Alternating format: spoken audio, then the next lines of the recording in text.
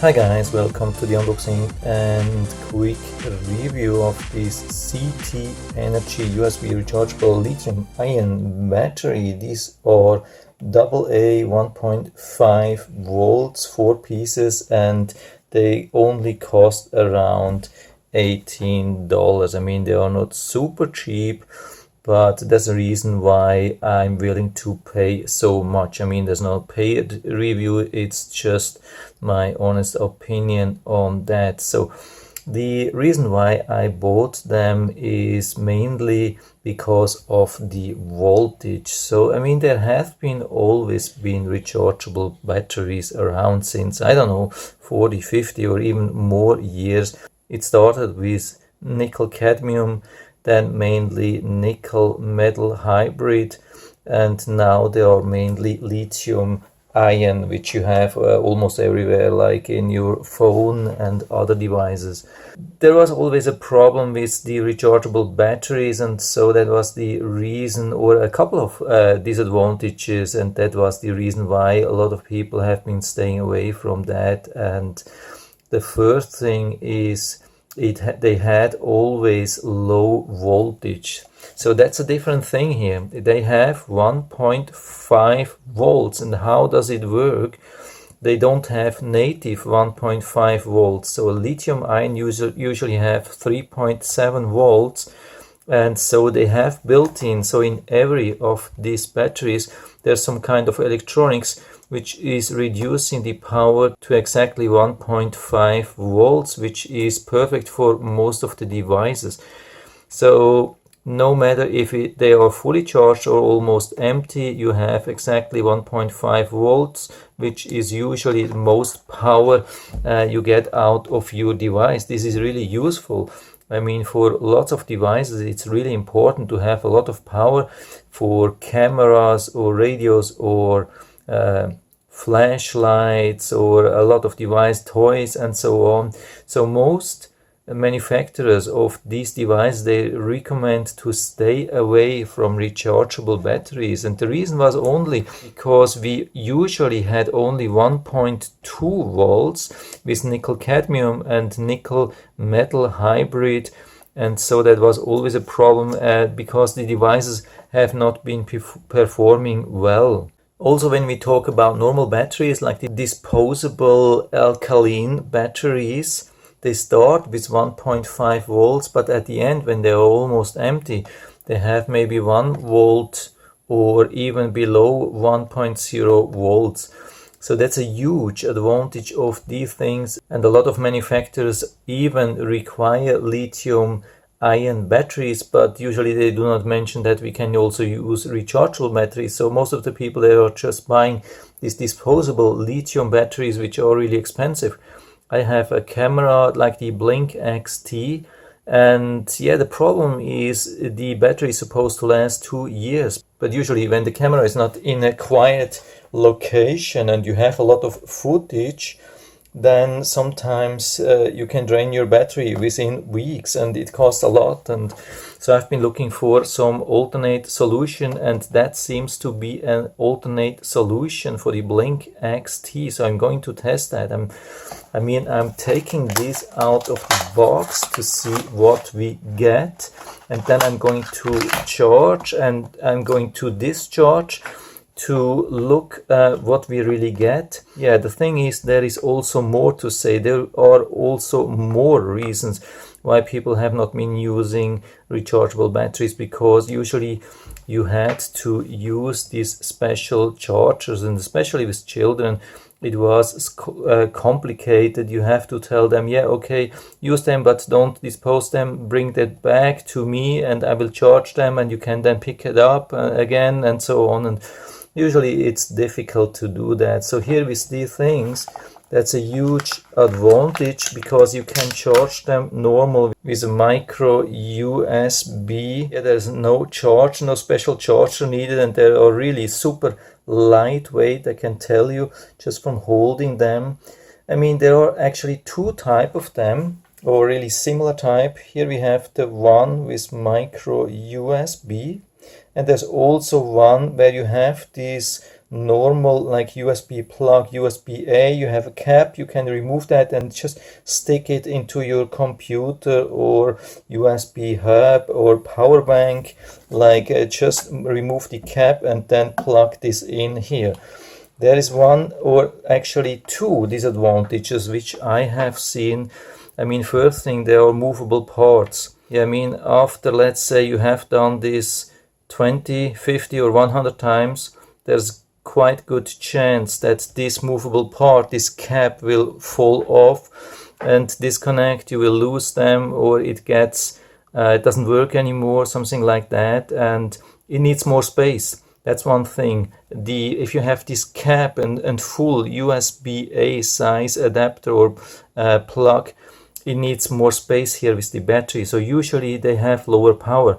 This thing has 1600 mAh. So usually a standard has only, I mean, the standard which you have when you have this cap, a normal USB-A adapter, you have usually only 1200 mAh, because it not only has to have this electronic to reduce the voltage, but also a large cap which uses a lot of the size instead of having the size or the volume for the capacity. So I see this as the better solution, but everybody has to find out which is the best solution for himself or herself, or yeah, whatever. So for me, that looked at the most tempting and it had good reviews. So the good thing is also we get this charger. What we have to be aware of course, it's a 1 to 4. If you have a power bank which is not very capable and you plug this in here, of course, there is not much output when you have a 1 to 4. So you have to make sure that you have something really powerful here, so you can still charge your batteries pretty fast. I mean, by the way, when we are talking about fast, this is another big advantage compared to nickel-cadmium or nickel-metal hybrid, because the nickel-metal hybrid are only very slow to charge. These things are pretty fast as long as you have a strong power supply here. So yeah, I'm trying to charge them and discharge and try how much charge we really have inside. And second thing is I'm going to test them in the Blink XT to find out if the camera is struggling with these batteries, because with the normal alkaline batteries it's heavily struggling. It has a huge problem, especially during the night when it needs the infrared. Yeah, so there's almost a chance to damage the Blink XT camera.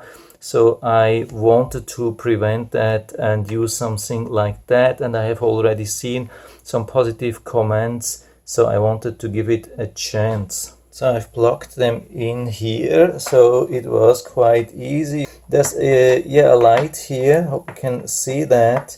So here we have these red LEDs, and as far as I know, the LEDs will turn off when we have it or have them fully charged. So the charge started really slow. Don't be worried if the charge starts really slow. Just give it a little bit of time. Probably it has to find out, or they have to find out how fast we can charge. And it was at 0.6 amps. Now we have 2 amps, and I mean, still it will take some time, but at least not really long. I mean, yeah, 2 amps is definitely above the charge of one battery per hour. So means maybe in total we have to charge them for 3 hours here all together. Maybe you can charge them even faster. I haven't checked that. There's not much instruction. The only thing which we get is here on the back, by the way. I'm going to show you that. That's the whole manual, full instructions. There's no more about that. So I'm going to fully charge them, and after that I'm going to check how much power we get inside. At least at the end I can drain them, and after that recharge and find out how much power I've been able to put back. So at least that's a possibility to measure how much charge we have inside. Yeah, by the way, there are two more things which I can show you during the charge. First thing is, if you have such an old charge and you think, yeah, I mean, these chargers were usually built for nickel cadmium and nickel metal hybrid, and you think you can just put something in here, maybe you have more slots, maybe 8 or 10 or even more, you think you can use them. No, it's not going to work as long as they are not specifically set up for lithium ion, because they are assuming that they have this really 1.2 volts or at least close to that. Sometimes they have a little bit of charge, so they go a little bit down when they are almost empty, and they go a little bit up when they are fully charged. So that's not happening here.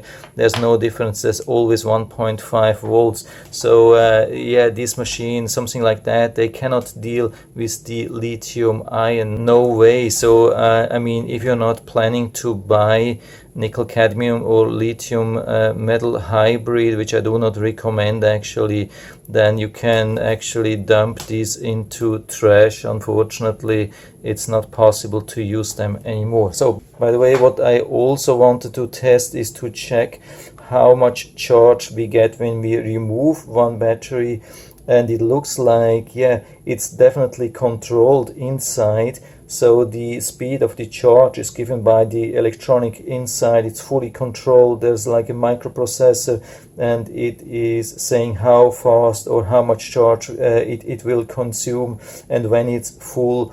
So I have removed one, and it went down from 2 amps to 1.5 amps, and when I put it back here, it will then go up to close to 2 amps. Definitely. So here we see that that's 1.98. So it doesn't have anything to do with the power bank. Of course, when the power bank is limited to maybe 1 amps, so there's a limit, and I don't know what they will do.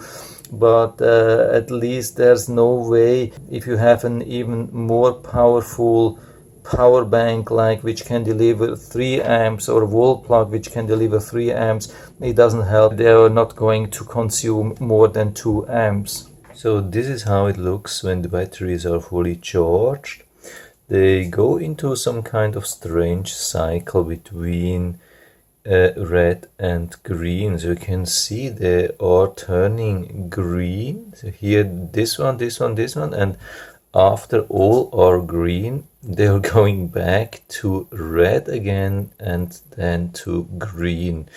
It's a little bit strange, but I have never seen something like that. So I will probably contact the manufacturer. So yeah, the quality, by the way, is a little bit bad. I mean, I have tried to make it a little bit darker here, so you can see the light a little bit better.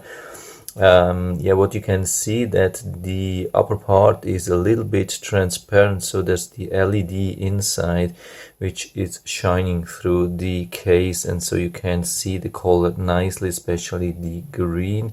But I've really no clue why they are turning red again for a short time. I mean, first they are turning off, then they go red again, and after that green again. So I grabbed some old equipment. I hope you can see everything. So here's an old meter, like for battery testing, rechargeable battery testing. Here I have the fully charged battery, and here I have another meter which is capable to show the milliamps. And so I hope I have everything nicely connected. I mean, it's of course very temporary. Yeah, of course, no real professional connections, but I still hope everything is all right. Here just a little bit of rubber. And yeah, what I have here, I have two things here. I can tell how fast it should work, and of course how much cells we have. Yeah, we have just one, so I'm trying with that. Of course, I mean, how you can see that that's actually made for nickel cadmium.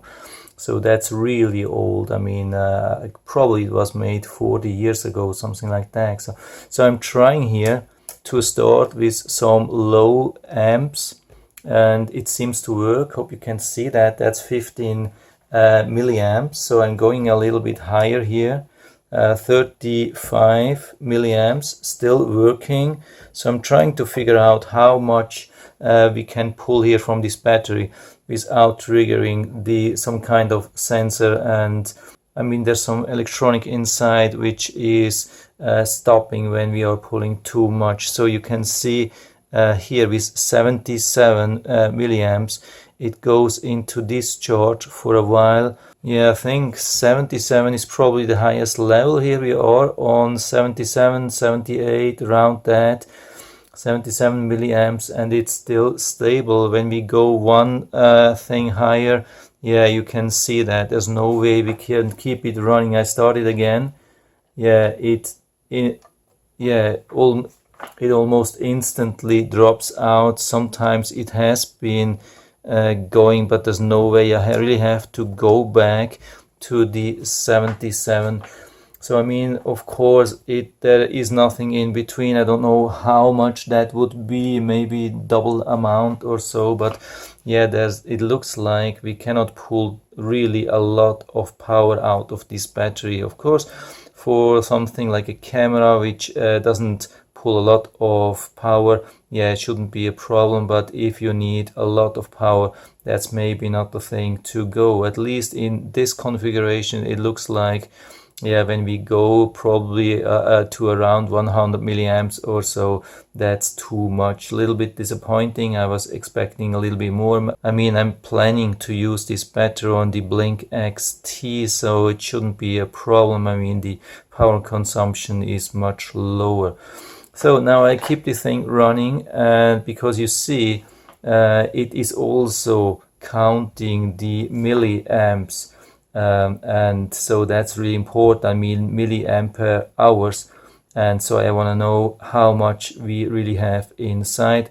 So I keep it running for a while, and I hope it will turn off. I mean, usually this thing like this equipment should turn off, because I think the nickel cadmium, they didn't have something like a shut off thing. With the lithium ion, I think this will turn off on its end, because yeah, it has some kind of intelligence, and when the capacity is too low, it will stop. What we also can see here is the voltage. Unfortunately, it stopped. Yeah, after that I will have to start from scratch again with a fresh battery. Don't be worried about that I always have to restart. I just wanted to see how much voltage we have when we started. So I've changed the configuration a little bit, and we have it still wired to the equipment, I mean to the testing equipment, and we still have it wired at the same time to this voltmeter.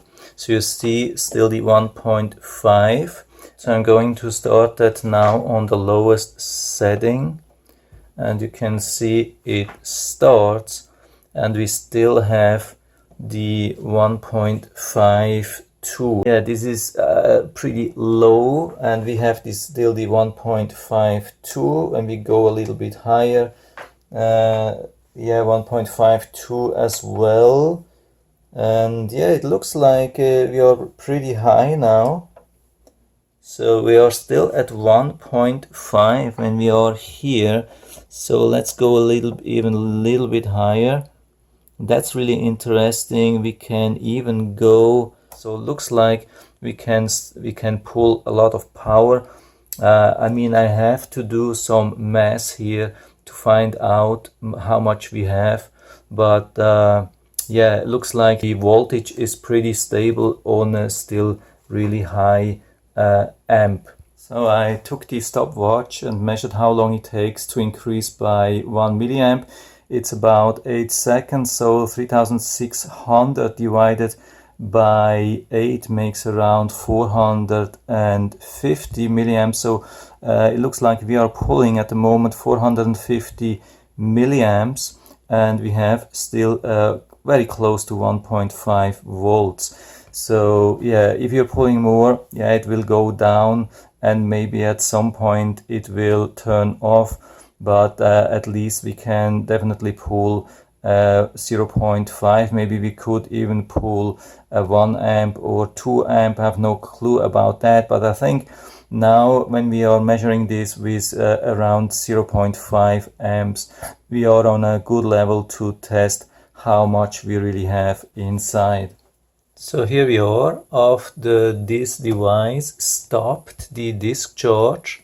I have no clue what stopped the discharge, if it's either this device or the battery, but I am guessing it was the battery because the voltage is probably still above 1.2 amps. We can check this here and we can see, yeah, even when it has stopped, we have, yeah, when we touch it, we have to make sure that it makes contact. When we have nice contact, we can still see 1.52 volts, which is nice and exactly what I actually was expecting, that we have a really stable voltage during the whole time, not only at the beginning like with normal battery, and then at the end the voltage drops significantly, also with nickel cadmium and nickel metal hybrid. So here we have a really stable voltage the whole time till the very end. And the capacity shows 2027 milliampere hours, which is a lot. Now I'm not 100% sure if this is the correct reading, because we have a higher voltage than anticipated, because this device is thinking about 1.2 volts. So the difference when we come from 1.5 volts down to 1.2 volts, that's around 20% off. So if we take 20% off from here, we are still at 1600 milliampere hours, which would be exactly what we have here. And maybe this is really the case. Maybe if somebody is watching who has like a scientific knowledge about that, would be really interesting to learn if that really makes a difference when we measure 1.5 volts instead of 1.2 volts. But anyway, even if we assume the worst case, then we are still at 1600 milliampere hours, which is exactly what they are listing in the listing. And here, by the way, don't get confused about the milliwatt hours. Some of the sellers try to manipulate the market a little bit, and instead of milliampere hours, they list the milliwatt hours, which is much more, of course. It would be 50% more, so you come, yeah, with this battery you would come to around 2400 milliwatt hours.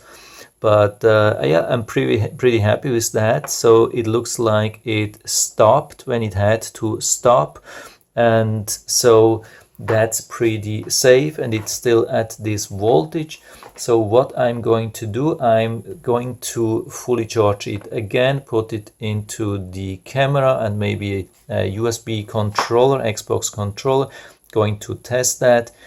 And so that's the last part of this video then, and I'll let you know how it behaved. Of course, I'm not going to wait for 6 months or so to show you some kind of long-term effect, but I will keep you then updated in the video, let's say in the feedback area, if there is something you would learn about that. And if there is nothing, just don't hesitate to ask me how my experience was on the long term. So overnight I've been testing the rechargeable lithium-ion batteries in 2 devices. First in the Xbox 360 controller, and second in the Blink XT camera. So it worked pretty good in the Xbox 360 controller, as I have been expecting, because it's 1.5 volts and this requires a high voltage, so they have been doing pretty well. The only disadvantage is the size. I don't know how they came up with the idea to make this battery compartment so small. And not only with rechargeable batteries we are having problems, sometimes even with normal disposable batteries. You can see it's really hard to shake them out. They are stuck really hard. and you can see there's even some resistance here. That's not good, and the problem is more like with the battery compartment. With the old nickel cadmium or nickel metal hybrid, the problem is even a little bit larger or bigger.